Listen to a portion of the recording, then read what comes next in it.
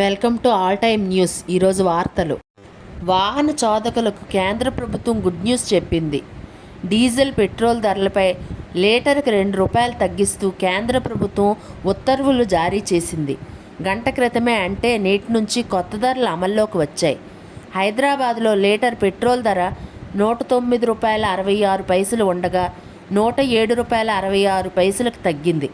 అలాగే litre diesel ధర ₹97.82 ఉండగా ₹95.82కి తగ్గింది.